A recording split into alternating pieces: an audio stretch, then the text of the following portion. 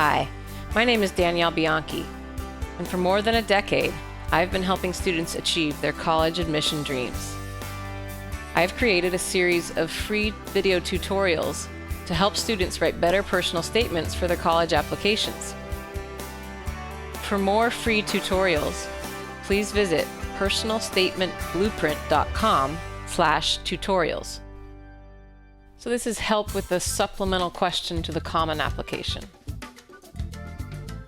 So most of you have heard of the Common Application, and most of you have heard of the Personal Statement, which is the main essay on the Common App.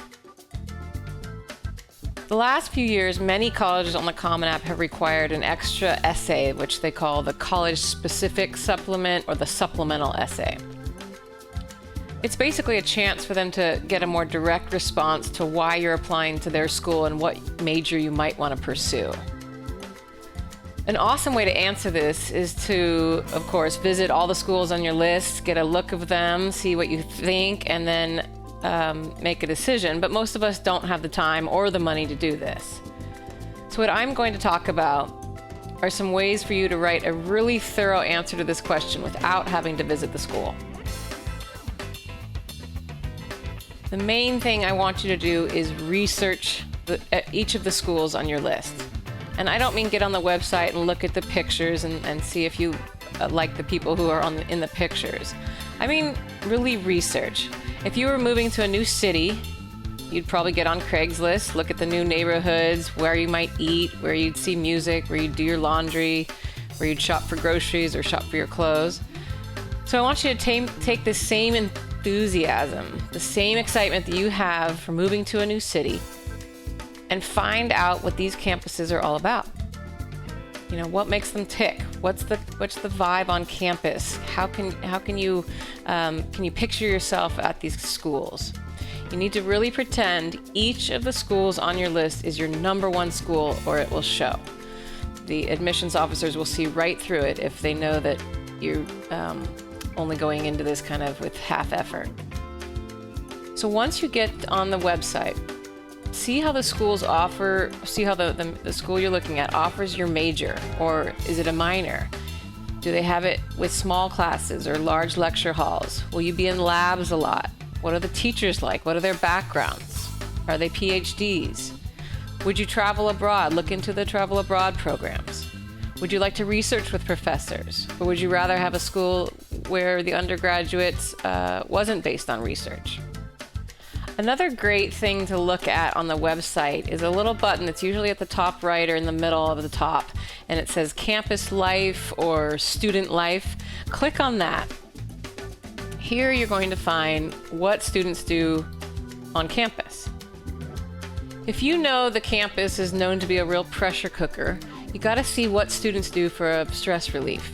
Is there a rock climbing wall? Or do they join fraternities and sororities? Or is there a religious presence on campus? Or do students go on hiking trails? Do they volunteer? Are there clubs that you could join?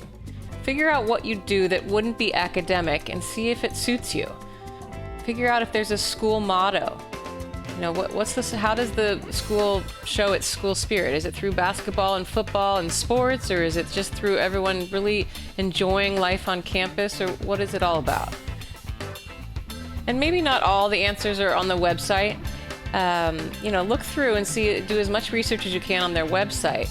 But then another great thing to do is look through college guides. The FISK guide, FISKE, is a great one. U.S. News and World Report, the best colleges, is also a really good one. And you actually might be surprised to find what criteria they use to rank each of those colleges on those lists. That might be a good way for you to figure out what's important to those schools. Another great thing to do is talk to people. Find alumni or talk to students from your high school who are either at that school or have just graduated from that school. You can also listen to, there's a bunch of companies that have DVDs where students actually go to all these campuses and really interview the students and the teachers and show you video of all the different parts of the campus. So almost you feel like you're almost on the campus with them. So I would go through those. There are also YouTubes, or you could go on each of the websites. They have some virtual tours, or they have a chance for you to email or call a student on campus. Some people have given all their information so that you can call them. My main thing I want you to know is to not leave this research until senior year. You've got enough going on by the time fall comes around in senior year. You're going to be applying to all these schools. You're going to have your extracurricular activities. You're going to have your applications. You have your standardized tests. You won't have fun if you leave the research till then. Do it now, and you'll have fun doing it. But some of my students come in and they just say, I did all this research and I kind of realized I don't want to go to this school. And that's the best thing one of the good things you can find out is you might have too long a college list anyway. And as you research these schools, you find out, okay, well, what's important to me is the small class atmosphere. What's important to me is that I can, know my teachers well, or go to coffee with them, or do something where I work one-on-one with a professor and I do some research in a lab with him or her. Or maybe you think, I'm dying to go to a school that's just got 20,000 students and the football and the Greek life is amazing. So you got to figure out, and that's why research will help you, what's important to you and what's important to you once college comes around.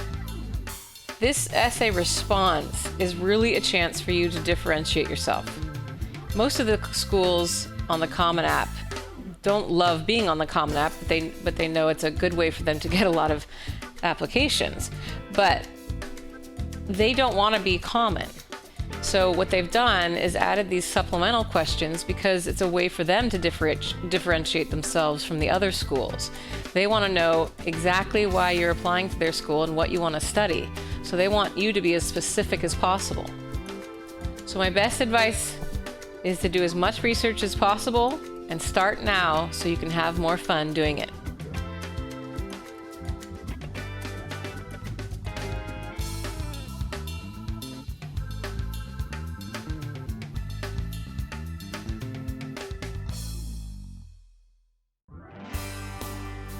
Thanks for watching.